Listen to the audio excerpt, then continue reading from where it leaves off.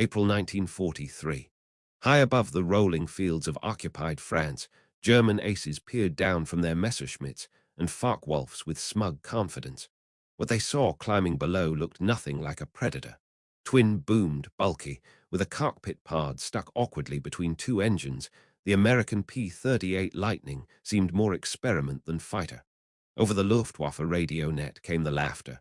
Zwei Flugzeuge mit einem Schwanz. Two planes with one tail. To pilots who prided themselves on sleek, knife-edged machines, the Lightning appeared slow, clumsy, and doomed. But appearances deceive. Beneath its ungainly silhouette, the P-38 carried a weapon system unlike anything in the German arsenal.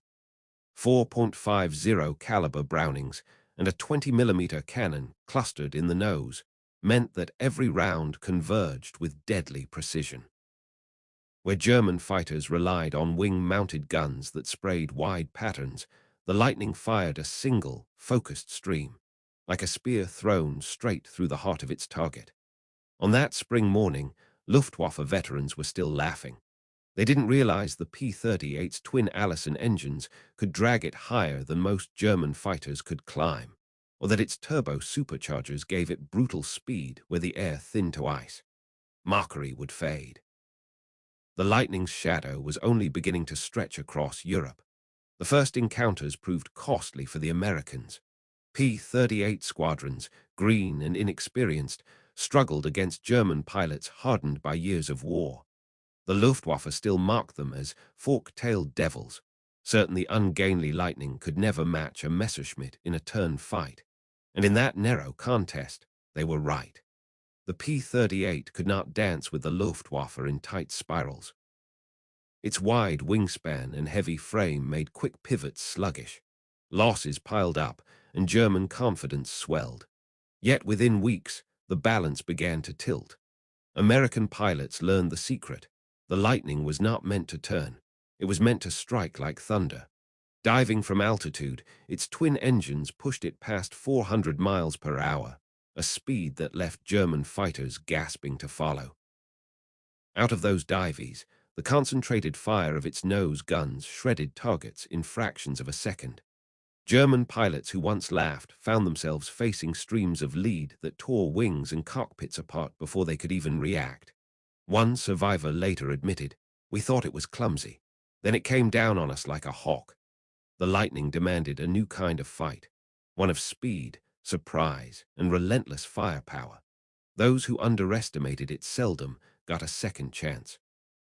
As the war dragged deeper into 1943, the Luftwaffe's view of the P-38 shifted from ridicule to unease.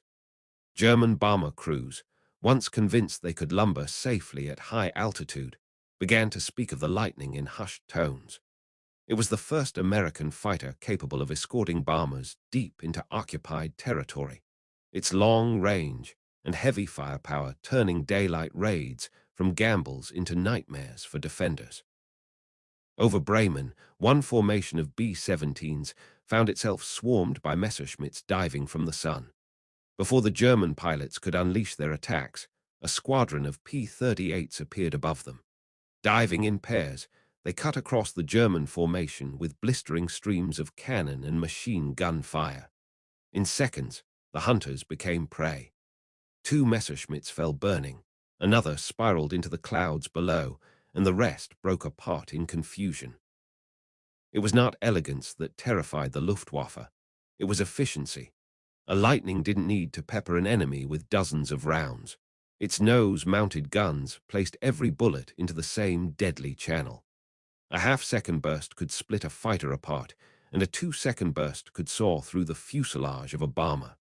In the hands of a determined pilot, the P-38 was less an aircraft than a scalpel. By early 1944, German pilots no longer laughed when Lightning squadrons appeared. They had learned the hard way that the P-38's ungainly shape concealed speed, resilience, and firepower unmatched in the sky. Reports circulated through Luftwaffe headquarters describing bombers torn apart by concentrated nose fire, escorts destroyed before they could blink, and pilots overwhelmed by the Lightning's ability to climb higher, dive faster, and strike harder. One German ace compared fighting the P-38 to boxing a man with two right hands. Its twin engines gave it security that single-engine fighters could not match. Damaged, the Lightning could limp home on one engine, leaving Luftwaffe gunners furious that what should have been a kill simply disappeared into the horizon. American pilots loved it for that.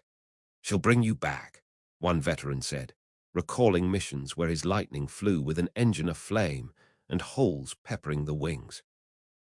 In Italy, the Lightning became notorious. Strafing trains, convoys, and airfields, it earned the nickname Fork-tailed Devil, not from German propaganda, but from terrified ground troops who watched it slice columns to ribbons.